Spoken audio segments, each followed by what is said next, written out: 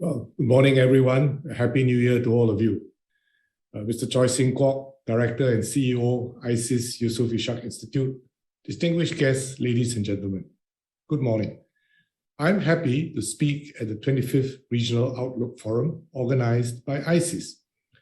Over the years, ISEAS has done good work analyzing the political, security, and socio-economic trends in Southeast Asia and providing useful insights for policymakers.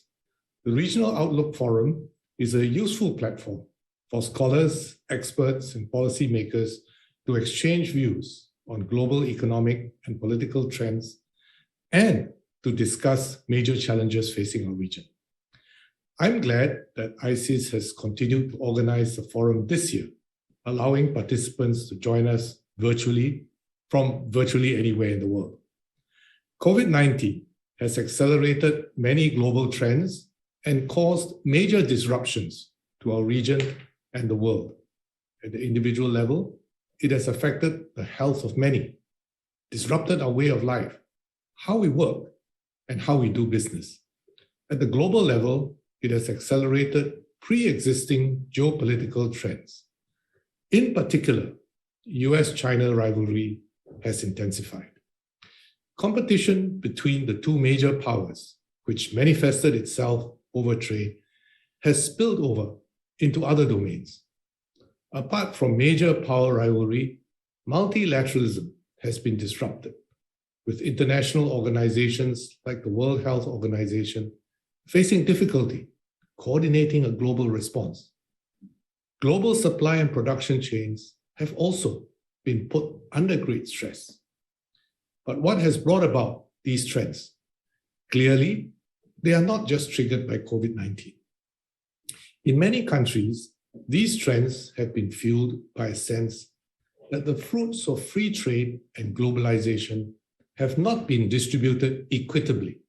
At the same time, the digital revolution has brought both real and imagined threats to existing economic sectors and jobs, raising anxieties and fears. This will be further accentuated by 5G. A failure to equip workers and small businesses particularly to deal with these changes has led to growing social divisions. Social media, echo chambers, and fake news have reinforced these divisions. This pits people against one another and fractures social and political stability. These have fueled a wave of nativism and protectionism, both among the left and the right. People have congregated on the extremes, leaving the middle ground empty. These dynamics have in turn shaped politics. There is diminished trust in political and social institutions meant to intermediate between groups with different views to find common ground. Politicians find it expedient to define their ideologies and platforms to appeal to specific segments of society, their base. It has become easy to arouse the basic human instincts, anxiety and fear, greed and envy, for the purposes of gaining political capital. The other side is characterized in extreme terms. We have seen this happen in both developed and developing countries. We have also seen this trend in international relations, where it is expedient to externalize domestic problems. But once such narratives take hold, the space for dialogue narrows. Against this backdrop, the middle ground is shrinking. There is no place for the middle way, the moderate voice, which seeks a meeting of minds and consensus. This will lead to a fractious world, dominated by the extremes, where outcomes are seen in zero-sum terms, rather than making attempts to seek shared win-win solutions. This will harden attitudes within countries on issues such as race and religion, access to opportunities, and income and wealth distribution. But is this the right way? Or would it be much better to channel our energy and effort into reaping the opportunities and benefits of digitalization or the green economy, to grow the pie rather than fighting over a stagnant or even shrinking one?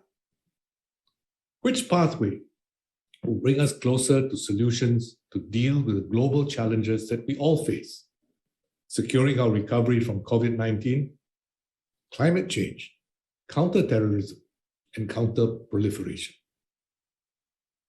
What should we do to build better lives for our people and to build a better world? Let me highlight three key areas, namely governance, multilateralism, and partnerships. First, governance.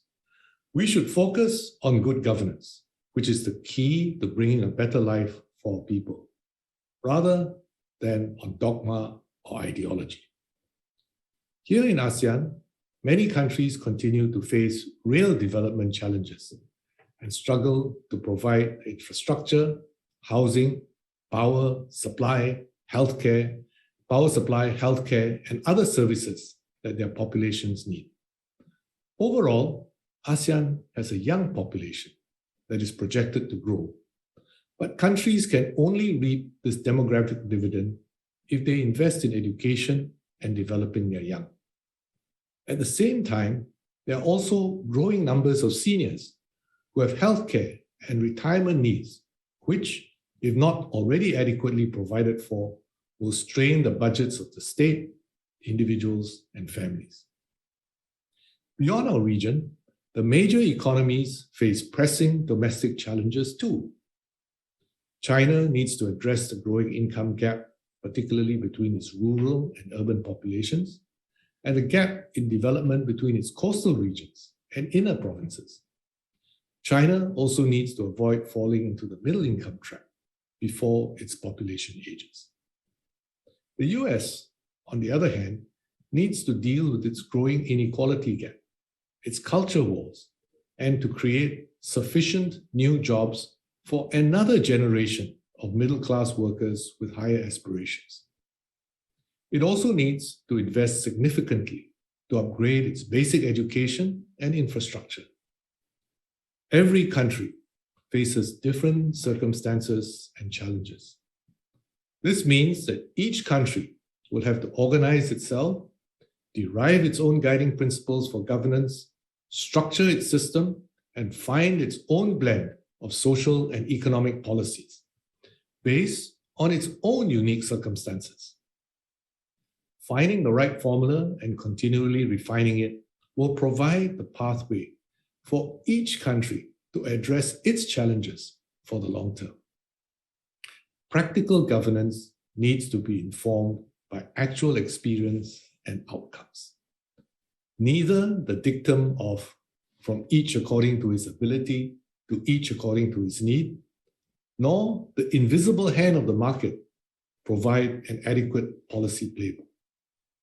The 20th century has shown how each, taken literally, has failed to deliver. Each has to be tempered by the realities of each country and society. We should take a logical rather than an ideological approach and evolve our policies over time based on actual experience to meet changing needs and requirements, to realize the collective potential of our people and provide fair access to opportunities and distribution of outcomes.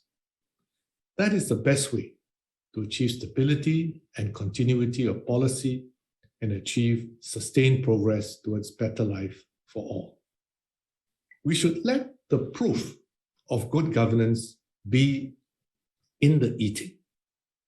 Second, instead of acting unilaterally for our own narrow self-interest, we need to be guided by principles which serve the good of the broad community of nations. We live in a much more interconnected world, the same ecosphere and biosphere.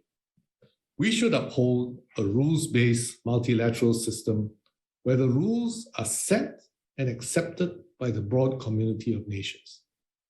It is hard work, takes time, requires compromise and consensus, and can be imperfect, such as the Paris Agreement on climate change, negotiations at the WTO, and cooperative action at the WHO. But it is important work to be done to broaden the middle ground for countries to work together and prosper together. Here in ASEAN, multilateralism has been key to our region's growth and development. Despite being a region diverse in culture, history, ethnicity, religion, and political systems, Southeast Asian countries set aside our differences and resolved to work together for the common good of the region. We formed ASEAN in 1967. ASEAN has been a source of stability and strength that allowed ASEAN countries to grow, and ASEAN to grow from 5 to 10 countries today. It has also provided the ASEAN countries a platform to engage the major powers and other countries and regions. This has allowed us to put across the perspectives, needs, and priorities of countries in our region. For example, through our dialogue partnerships, the ASEAN Defense Ministers Meeting Plus, the Regional Comprehensive Economic Partnership, and other ASEAN-centered mechanisms and platforms. This gives us the initiative to shape our own region's future rather than have it shaped for us. Beyond ASEAN, countries, big and small, around the world have also benefited by committing to a rules-based multilateral order. China's entry into the WTO in 2001 was a major step. These developments have created a more stable and predictable environment and facilitated globalization and free trade. Developing countries were able to grow rapidly and create good jobs for their people, none more so than China, whose economy grew by 5 times in real terms in the last 20 years.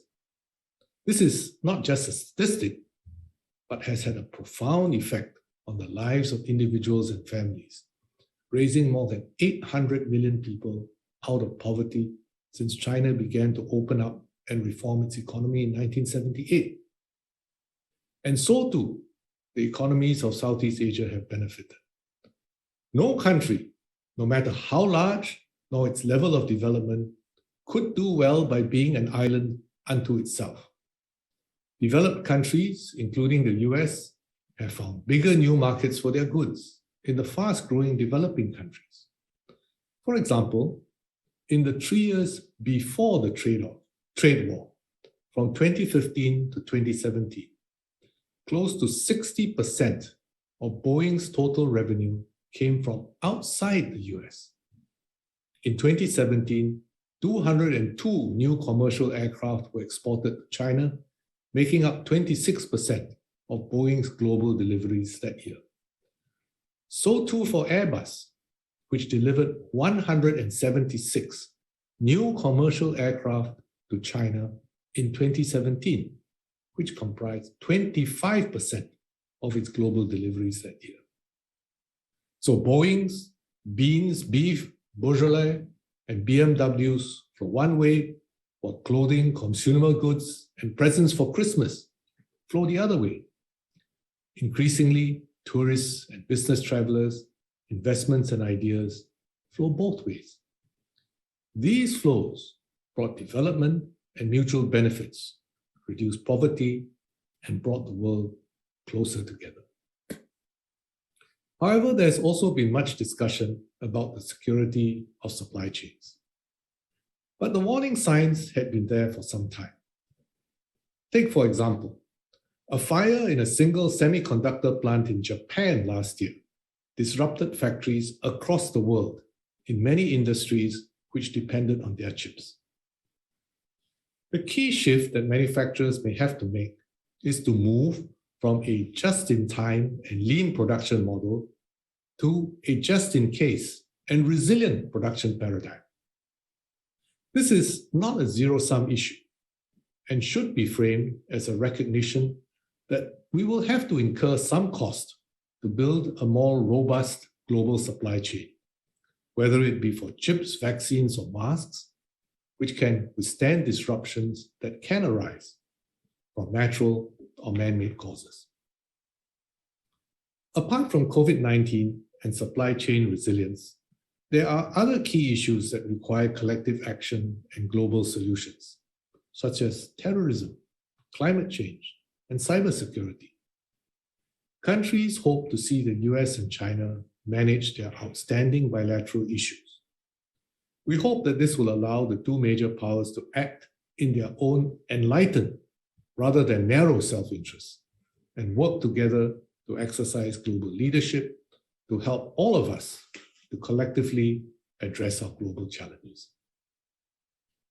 For a time, there was some prospect, perhaps even optimism, that the world could find a way to work together more inclusively and collectively.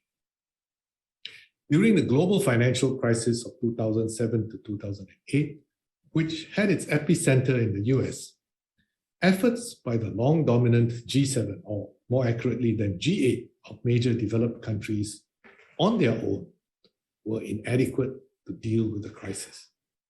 Thus, the G20 leaders meeting was convened and was able to take collective and concerted action to stabilize the world economy and restore growth. Contrast that, however, with when COVID struck. Given the state of relations among several of the key G20 countries, the G20 was not able to muster the collective and concerted action to deal with the pandemic, even though this was urgently and greatly needed. But do we need to depend only on the bigger countries to take the initiative, or on the US and China to reach a new modus vivendi? If contestation among them supersedes cooperation, can there still be a middle way? What can the rest of us do? This brings me to my third point: partnerships. Smaller countries have agency to step up and do something for ourselves through partnerships. We can come together with like-minded countries to help shape the global order. For example, by taking steps to uphold and update the global security architecture or trading system, even if the major countries are unable to do so in the short term. We have seen many examples of this. The Global Governance Group, or 3G, of 30 small and mid-sized countries was formed to help make the G20 process more inclusive. The 3G is represented regularly at G20 meetings. The Trans-Pacific Partnership, or TPP, had its genesis in the P4 of Brunei, Chile, New Zealand, and Singapore, which has come to fruition now as the Comprehensive and Progressive Agreement for Trans-Pacific Partnership, or CPTPP, after the US withdrew. So too, with how ASEAN formed the core of the RCEP with its 6 FTA partners and persisted even after India pulled out. I'm happy that RCEP entered into force 5 days ago. In June 2020, Chile, New Zealand, and Singapore signed the Digital Economy Partnership Agreement, or DIPA, which aims to facilitate digital trade and create a framework for the digital economy.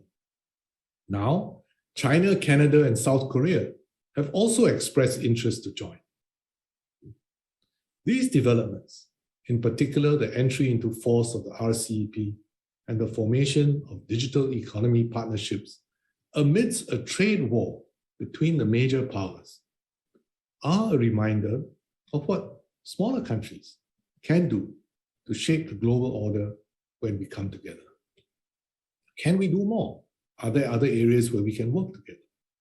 For example, can smaller countries or countries in our region find a way for risk pooling and insurance to collectively invest, say, in vaccine production capacity, so that supply can be ramped up quickly when needed? In the last few years, we have stared into the abyss of what a dysfunctional world could look like. Let us internalize the lessons and resolve that in this new year and in the coming years, we will work together for a better future. Ultimately, all of us are united by a common goal: to create a better life for our people and to create a better world. We must think beyond the immediate.